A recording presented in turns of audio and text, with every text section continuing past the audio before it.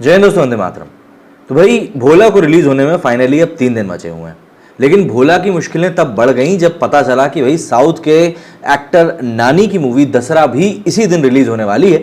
और आज की डेट में हम देख ही रहे हैं कि साउथ की हर एक movie almost pan India level पर रिलीज होती है।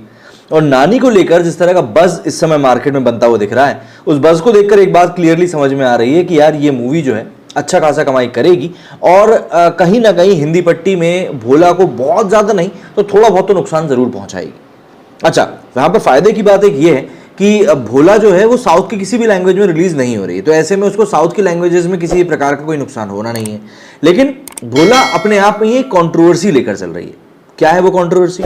वो कॉन्ट्रोवर्सी ये है कि ये मूवी एक साउथ इंडियन मूवी की रीमेक है और यही इस मूवी का सबसे बड़ा एक ड्रॉबैक भी है और मुझे ऐसा लगता है कि एकमात्र ड्रॉबैक है।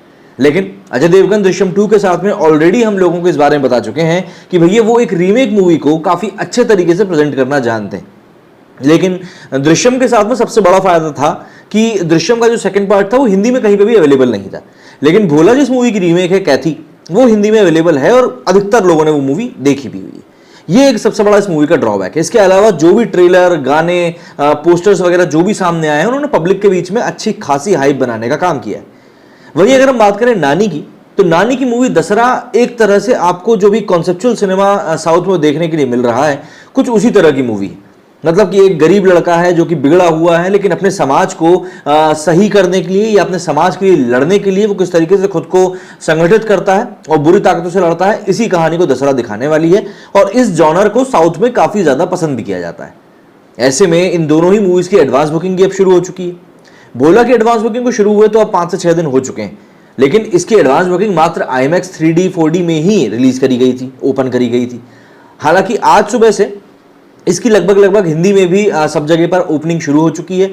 तो हाँ, जो बुकिंग शुरू हुई है उसके कारण ये है कि आज शाम तक या कल सुबह तक और सही तरीके से आंकड़े निकल कर आना शुरू हो जाएंगे। लेकिन यहाँ पर अभी तक भोला के लिए टिकट खिड़की के ऊपर वो माहौल देखने के लिए मिल नहीं रहा है जैसा कि एक्सपेक्टेड था। हम लोग जरा कलेक्शन की अगर बात करें तो आपको थोड़ा और क्लियरली समझ में आएगा कि किस तरह का कलेक्शन चल रहा है। यहाँ पर मैं देख सकता हूँ कि भाई हिंदी 3D के लिए करीब 7,500 टिकट्स बिक चुके हैं। एवरेज टिकट प्राइस जो है वो 250 के करीब का जा रहा है और यहाँ पर करीब 23 लाख रुपए की जो है बुकिंग है वो टोटल हो चुकी है। इसके अलावा हिंदी 2D की अगर हम बात करते हैं तो इसमें अभी कम टिकट बिके हैं, 2,500 ही टिकट्स बिके हैं। और यहाँ पर जो आंकड़ा निकलकर सामने आ रहा है वो 6,29,000 का आंकड़ा निकलकर सामने आ रहा है, मतलब 6.5 लाख के आसपास रफली समझ सकते हैं। और Hindi 3D IMAX, Hindi 3D 4DX का भी आप देख सकते हैं कि इन दोनों में कितने 4.5 लाख और करीब 3.5 लाख के टिकट बिके हैं। तो ऐसे में इन टोटल 38 लाख रुपए के ही टिकट बिके हैं। ये हम सुबह की बात कर रहे हैं, मतलब 27 तारीख की सुबह जो मैं ये वीडियो बना रहा हूँ तब तक मात्र 38 लाख रुपए की यहाँ पर अभी बुकिंग हुई है और जो टिकट सोल्ड हुए हैं वो करीब 11,500 टिकट सोल्ड हुए हैं। तो ये अपने आप में भोला के लिए कहीं ना कहीं आप एक ड्रॉबैक की तरह देख सकते हैं। वहीं अगर हम बात करें इसके कंटेंट, इसके काउंटर पार्ट मतलब कि दसरा की अगर हम बात करें तो इसकी जो ओपनिंग है वो भोला की ओपनिंग से काफी बेहतर दिखाई पड़ रही है। दसरा की आप ओपनिंग देखेंगे तो तमिल, तेलुगु और कन्नड़ में ये मूवी रिलीज हो रही है। कन्नड़ के जो आंकड़े हैं वो अभी तक क्लियर नहीं हुए हैं, उसमें ओपनिंग शुरू हुई है कि नहीं हुई है। लेकिन अगर आप तेलुगु की बात करेंगे तो वहां पर अच्छी खासी टिकट्स बिक गई हैं, करीब 55,000 टिकट बिक गई हैं। इसके अलावा तमिल की अगर आप बात करें वहां पर काफी कम टिकट बिकी है, मात्र 250 टिकट बिकी हुई है। लेकिन उसके बावजूद भी तेलुगु में हुए कलेक्शन के दम पर इस मूवी ने ओपनिंग डे पर, मतलब एडवांस बुकिंग में ओपनिंग डे के लिए करीब अभी 1 करोड़ रुपए का कलेक्शन ऑलरेडी कर लिया है। ये 27 की सुबह की बात कर रहा हूँ।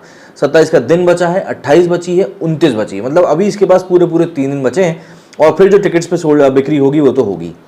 ऐसे में यदि हम बात करें, दसरा का जो बजट है वो करीब 65 करोड़ रुपए बताया जा रहा है, भोला का जो बजट है वो करीब 125 करोड़ रुपए बताया जा रहा है। ऐसे में दसरा की जिस तरीके से ओपनिंग दिखाई पड़ रही है, आते आते मतलब मेन मूवी की रिलीज वाला दिन आते आते नई करके भी ये मूवी आप कह सकते हैं आराम से 8 से 10 करोड़ रुपए बिल्कुल आराम से छापेगी। वहीं भोला की अगर हम बात करें तो भोला का आज शाम और कल का कलेक्शन बताएगा एडवांस बुकिंग का कि ये कितनी ओपनिंग कर सकती है। भोला 125 करोड़ के बजट में बनी है, तो मुझे ऐसा लगता है कि इस मूवी को कम से कम 15 करोड़ रुपए की ओपनिंग लेनी चाहिए।